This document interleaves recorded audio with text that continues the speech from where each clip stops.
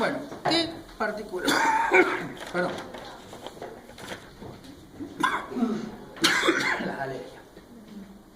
Muy bien, las propiedades de las mezclas que nosotros consideramos en destilaciones normales es que la volatilidad relativa, que la relación de las constantes de equilibrio, es superior a 1,05. No forman azeótropos. ¿Se acuerdan lo que eran los azeótropos? Sí. Bueno. Mezclas de punto de ebullición constante. No se pueden separar. No se pueden separar por destilación. Ahí está, mezclas que no se pueden separar porque en un punto de concentración, una determinada composición, nosotros no tenemos cómo separarla y se evaporan como una sustancia pura. Bien. Que no se descompongan ni polimerizan, que todos los componentes se vaporizan a presiones y temperaturas normales y lo que hemos planteado es que tenemos una operación en continuo. Bien, vamos a empezar cuando algo se nos empieza a salir de contexto. Vamos a empezar cuando ya no tenemos operación en continuo. O cuando no tenemos operación en continuo, es lo que tenemos ahí atrás de la DET. Es la torrecita de destilación nuestra, que tiene un calderín, que directamente lo que hace es producir el vapor. Ese vapor a su vez llena una columna que actúa como columna de rectificación. No tenemos la parte de agotamiento. Y eso es una destilación discontinua. Básicamente la rectificación discontinua, como yo les explicaba, es un proceso no estacionario que se caracteriza, primero, yo voy a tener un producto que lo voy a tener en un calderín, va a pasar a la torre, voy a obtener un destilado por cabeza y me va a quedar en el calderín un líquido. Ese líquido es mi producto de fondo. Pero tiene una particularidad.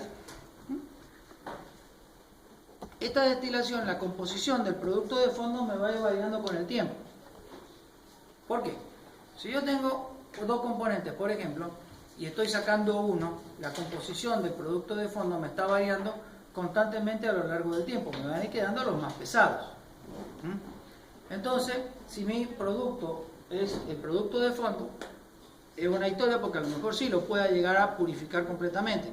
Pero si mi producto es el producto de cabeza, el destilado de cabeza, voy a necesitar que voy a obtener un producto de determinada composición que con el tiempo me va a ir variando. O sea, si yo voy agregando un tanque, voy a tener un producto de composición media, que al principio va a provenir de una corriente, un componente puro, muy puro, y después un componente menos puro, porque yo le voy a dar calor al calderín para evaporar, y lo que voy a estar evaporando también van a ser compuestos pesados, aparte de los compuestos livianos. Es de operación discontinua, es válida para pequeñas cantidades de producto, normalmente es una destilación abierta más una torre y no tiene gran automatización y tiene poco costo de operación. Es un método de destilación que es bastante artesanal. Esto es lo que haría el alambiquero que hace whisky también, otra versión, que le pone una torre. Entonces podemos trabajar de dos maneras. Podemos rectificar a producto constante o podemos rectificar a caudal, a reflujo constante. La rectificación a producto constante, ¿qué me va a implicar? Que yo voy a tener que trabajar, yo voy a querer siempre una composición de mi producto en el destilado que se mantenga constante.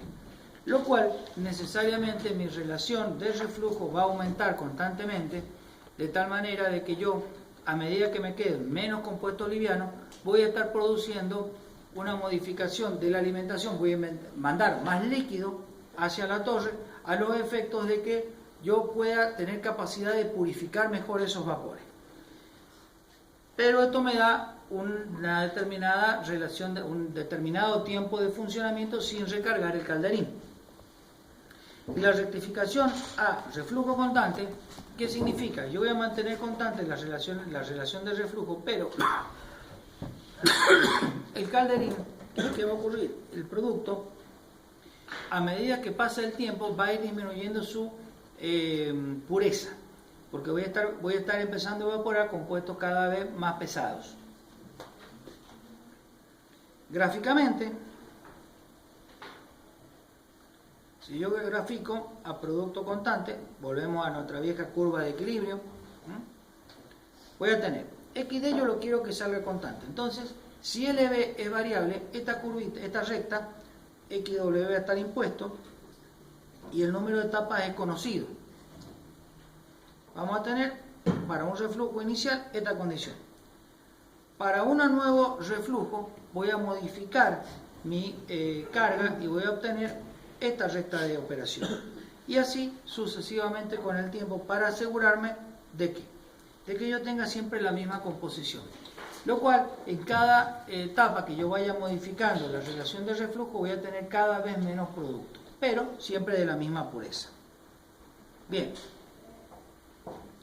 Ahora veamos cómo calcularíamos ese tiempo de destilación. Esta es una formulita que sale de la práctica y el tiempo de destilación va a ser la relación de alimentación sobre el volumen de vapor que está circulando por la concentración del destilado menos la concentración de la alimentación por la integral que está definida ahí entre la concentración de fondo y la concentración de destilado de diferencial X sobre 1 menos L sobre B por XD menos XW al cuadrado. Esa integral la resolvemos gráficamente, básicamente nos da esta curva y el área bajo la curva es lo que nos está dando el tiempo que nosotros necesitamos, que vamos a poder operar en esa condición. Cuando yo hago rectificación al reflujo constante, vamos a tener lo siguiente. Si yo mantengo L sobre B va a ser constante, las pendientes de las rectas van a ser paralelas, pero la composición de mis productos va a ir variando con el tiempo constantemente.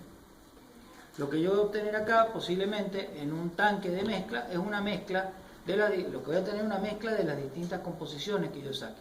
En función de cómo me haya salido esta destilación, voy a tener una concentración media de un producto que tengo que ver si es un producto aceptable.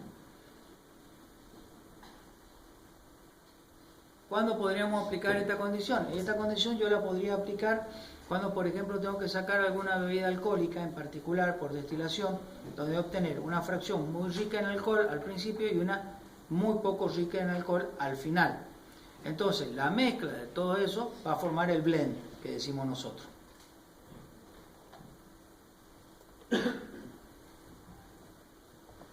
Balance de materia para esta condición. La relación de W sobre F, logaritmo natural de W sobre F, es igual a la integral.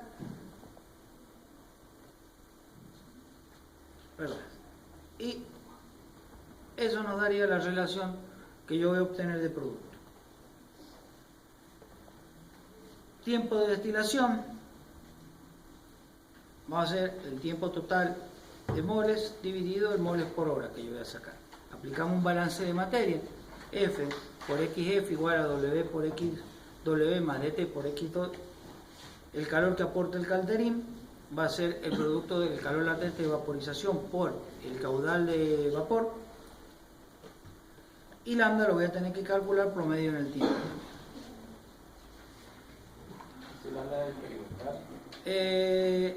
Claro, usted lo va a sacar en función de la composición.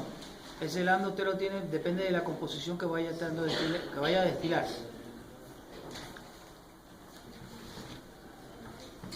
Bien. La destilación azeotrópica y extractiva. Cuando son mezclas problemáticas, cuando forman nuestros azeótropos o tienen baja volatilidad relativa, es decir, alfa es menor de 1,05.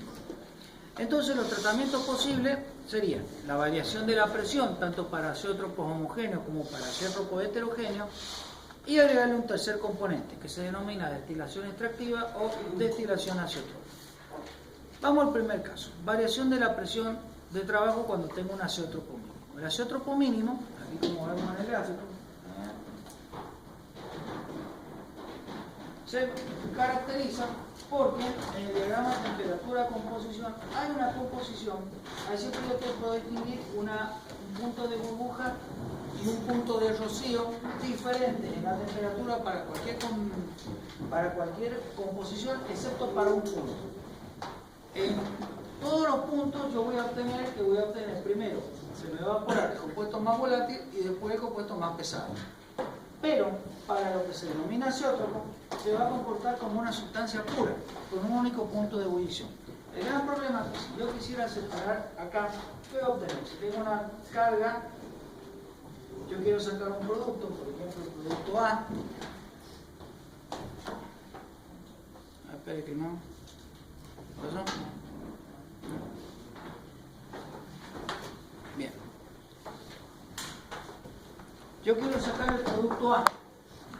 Entonces yo estoy en esta posición, por ejemplo, y voy a sacar un producto a esta temperatura y el otro va a tener esta composición. Pero nunca voy a sacar el producto B puro. Entonces el problema mío es cómo hago para sacar el producto B puro. Una de las opciones es trabajar a una temperatura P determinada, P1. Entonces voy a sacar el producto A puro y el azeoto. Después, ¿qué hago? Cuando modifico la presión de trabajo a otra presión, por ejemplo P2, me cambia la posición del azeótropo. Si ustedes se acuerdan, yo tenía mi composición de azeótropo por acá. Entonces estoy en este punto.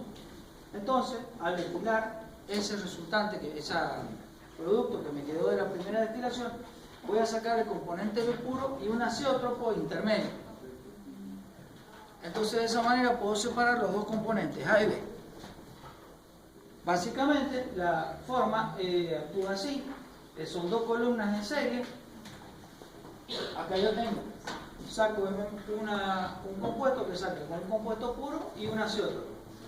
Este azeótropo se inyecta acá a esta columna y se destila nuevamente. Acá saco el azeótropo 2 y acá el producto puro B o N.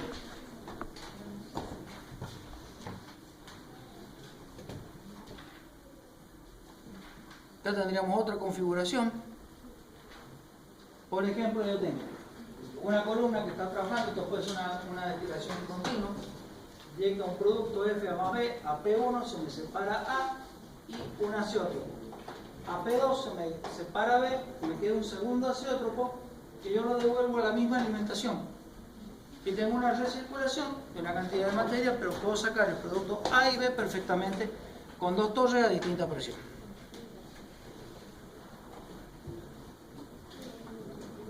En el caso de tener un azeótropo máximo, la variación de la presión lo podemos hacer de la misma manera.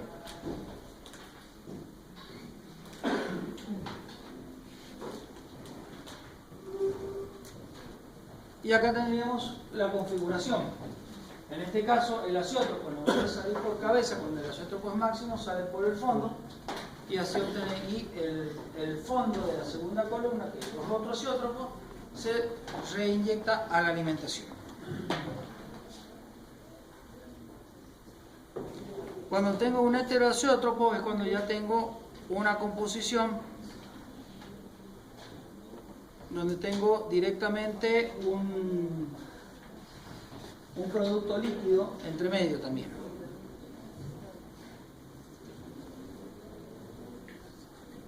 Y acá tenemos, espera, esto está al revés.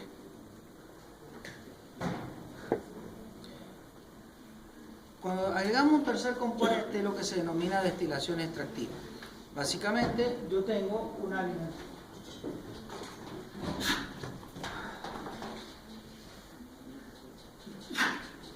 alimentación A más B, a la cual le voy a agregar un componente que puede ser un solvente, en la cual B se disuelve y ya se puede separar perfectamente. Después, en una segunda etapa, separo el solvente de B.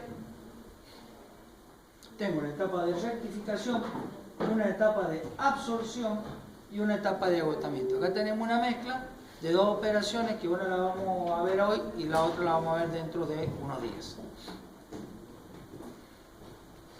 La destilación extractiva tiene la siguiente característica.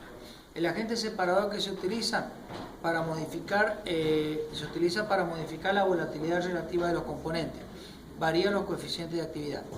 Tiene distinta polaridad, forma un complejo o puentes de hidrógeno con uno de los compuestos y es más selectivo para una mezcla cuanto más fácil se hace la separación de esta en su presencia. Acá tenemos un ejemplo. Tolueno más isooctano. Yo le agrego fenol. Entonces, ¿qué es lo que ocurre? Se me va a producir una etapa de mezclado acá de absorción.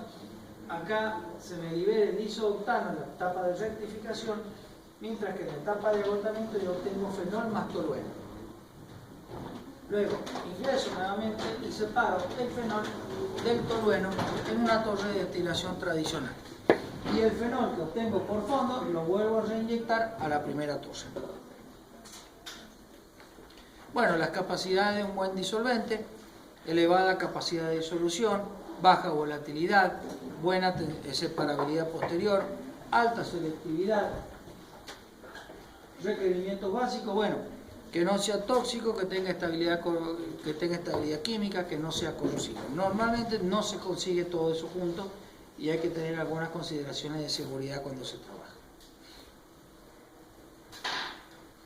Bueno, la finalidad de la destilación azeotrópica es la separación del azeótropo mínimo binario, o bien la de dos componentes con puntos de ebullición muy próximos que forman un azeótropo mínimo de punto de ebullición. En este caso, bueno, esto lo hemos charlado ya: el medio empleado y la adición de otro componente, formando tres fases. El separador que nosotros vamos a tener en cuenta, tenemos que tener en cuenta: primero, considerar la formación de azeótropos con componentes iniciales y los puntos de ebullición. Obtener todos los datos experimentales necesarios para que se pueda encontrar en la bibliografía. Alguna comprobación experimental del comportamiento previsto en la función, y tiene que permitir una separación sencilla tanto en la operación de columna sino en la destilación final. Otro ejemplo de separación de azeótropos, por ejemplo, es etanol agua, etanol puro y agua pura. Le agregamos un heteroazeótropo que está compuesto de etanol, benceno y agua. Eso nos permite separar el etanol absoluto, que está acá abajo, y después separar el agua directamente.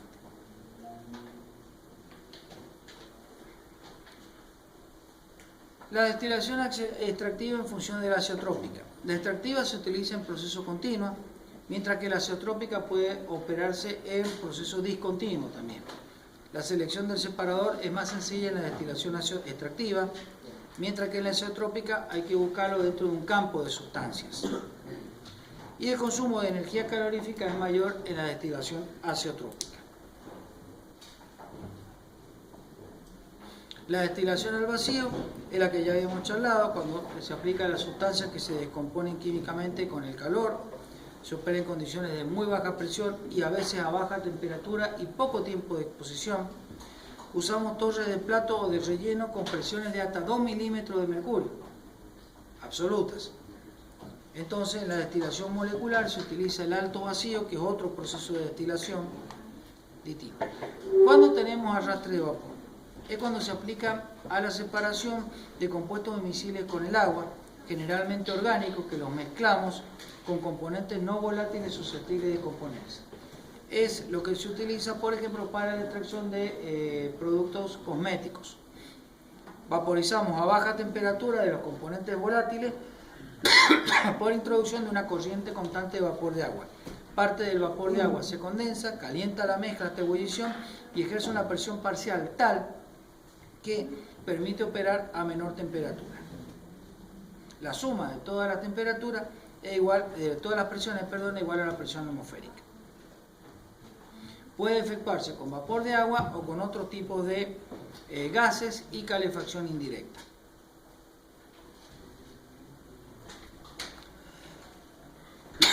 Esto un poco ya se lo había contado recién. Es la destilación por arrastre de vapor. Normalmente, ¿qué se hace? Se introduce en el calderín el vapor.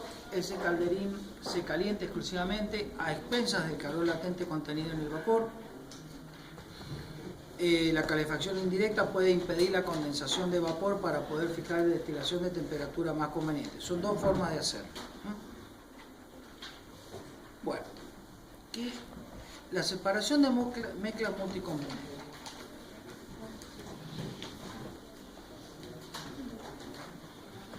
Fíjense que la separación de mezclas multicomponentes, para cada componente vamos a tener que aplicar lo que nosotros vimos. Primero vamos a tener que ver qué es lo que pasa con la destilo interfase, las destilaciones flash y el fraccionamiento.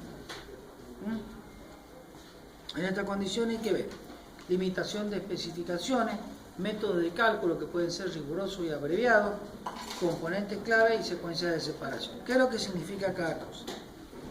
Empecemos a ver equilibrio entre las mezclas multicomponentes. Exactamente que lo que hicimos con el binario lo hacemos con cada mezcla, usamos balance de materia y entalpía y datos de equilibrio y vapor. Para cada componente le aplicamos un balance a todo el sistema y para cada una de las etapas. Ustedes se acuerdan cuando hicimos el método de Sorer que lo aplicábamos al componente más liviano, ahora se lo aplicamos a todos. Y hay un balance entálpico para cada columna y para cada etapa. Y los equilibrios son complejos debido al número de componentes que nosotros estamos teniendo y a la variación que vamos a tener con la temperatura en cada etapa. Si repasamos nuestras leyes, para un componente, la presión de Rolle era P igual a X por Pi 0, la ley de Dalton era la fracción parcial en fase vapor por la presión total, los coeficientes de distribución KI era I sub I sobre XI y la volatilidad relativa la podíamos definir como KI sobre K sub J. Bien, el coeficiente de distribución varía mucho con la temperatura, la volatilidad relativa varía poco con la temperatura. Para la mezcla multicomponente tenemos que hacer exactamente lo mismo, pero se verifican estas condiciones. Miren cómo cambia la ley de Raoult. La ley de Raoult es la sumatoria de las fracciones molares por la presión parcial de cada componente y la presión total del sistema. La ley de Dalton en forma similar para la fase vapor. Para determinar el punto de burbuja, que nosotros lo hacíamos como sumatoria de I sub I igual a sumatoria de KI por XI, tiene que ser igual a 1. Para dos componentes vimos que nos costaba un poquito determinarlo, para n componentes nos cuesta más. Lo mismo para la determinación de la temperatura de rocío, se tantea la temperatura, suponemos la temperatura de burbuja, estimamos las constantes de equilibrio y calculamos I sub I igual a K por X. Y luego se tiene que verificar la ecuación anterior. Si no es así, volvemos a suponer otra temperatura de burbuja.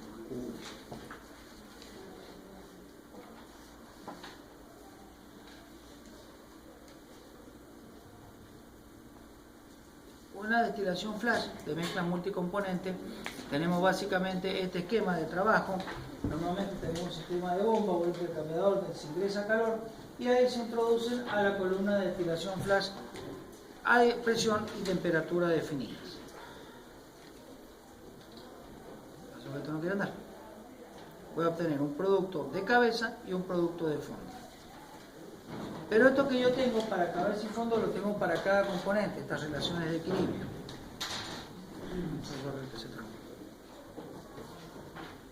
Para cada componente las ecuaciones a aplicar son estas, donde la concentración I sub I es igual a la fracción molar en la alimentación sobre F y lo menos 1 menos F sobre F por XI.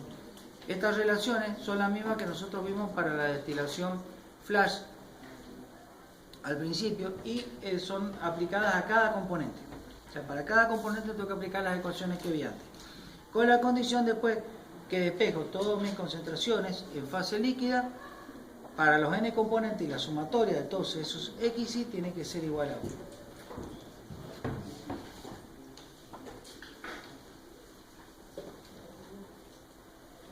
Bien, para el fraccionamiento de las mezclas multicomponentes, las limitaciones que tenemos en las especificaciones son, igual que en mezcla binaria, se supone que son ideales.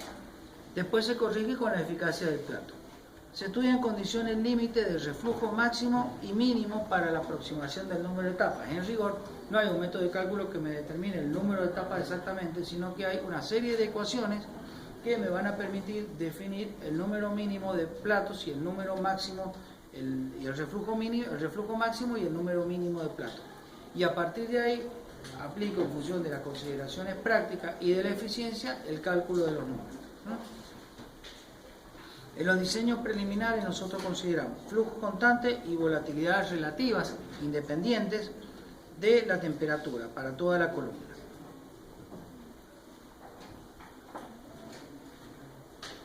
¿Qué diferencia nosotros vamos a tener con las mezclas binarias? Si consideramos los K, o sea, las constantes de equilibrio, por lo tanto la volatilidad relativa, varían con la temperatura para cada plato. Entonces en ese caso tenemos que hacer un tanteo para cada una de las temperaturas y la composición para cada uno de los componentes. En la mezcla binaria nosotros conocemos los datos de la alimentación, la temperatura de la alimentación, la volatilidad relativa y el rendimiento. Nosotros proponemos la presión, la relación del reflujo, la concentración del producto de cabeza y el producto de fondo. Y calculamos el resto, más las necesidades del plato de alimentación. Acá vamos a definir una serie de componentes. Nosotros vamos a considerar dos componentes, vamos a hacer un cálculo parecido al de la destilación binaria y vamos a definir el componente clave pesado.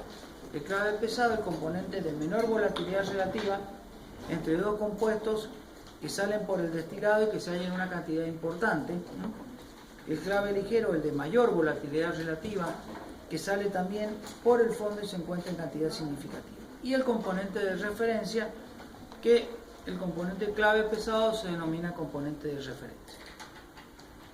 Entonces nosotros vamos a especificar clave ligero, especificación de destilado, clave pesado, especificación de cola. No clave ligero son compuestos más volátiles que el clave ligero, y no clave pesado compuestos más pesados que el compuesto clave pesado. Componentes intermedios y componentes distribuidos. Bueno, esa es la distribución de componentes que vamos a tener y nos da una idea de la complejidad que vamos a tener en la destilación.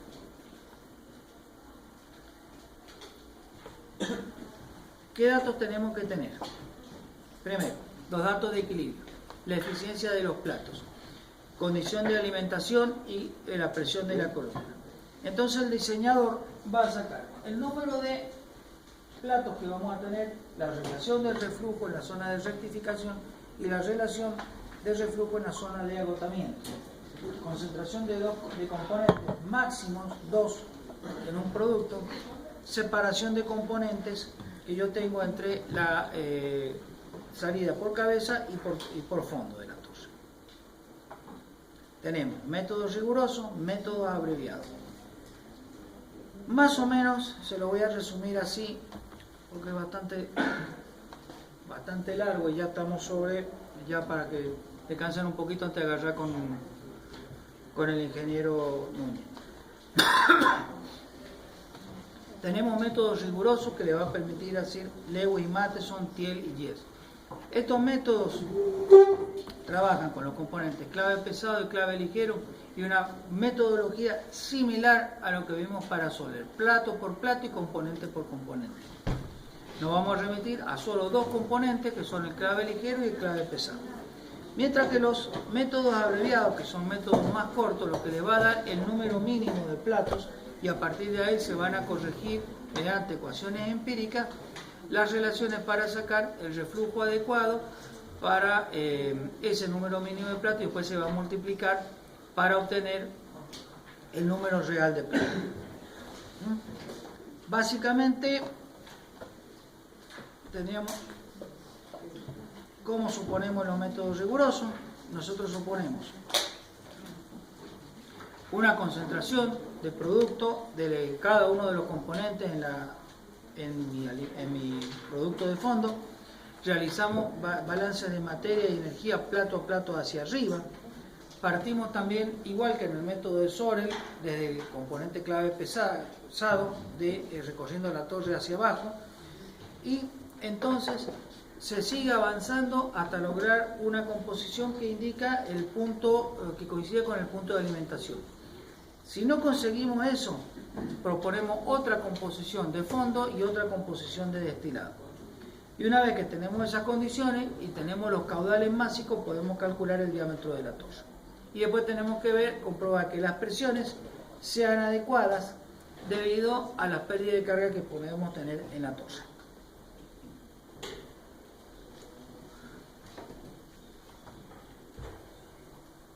Resumiendo, yo tengo la alimentación, la composición de cada componente de la alimentación, la temperatura, de la alimentación, la volatilidad relativa de los componentes y el rendimiento. Entonces yo calculo o propongo la presión de la torre, presión superior, presión inferior. ¿Por qué la diferencia entre presión superior e inferior?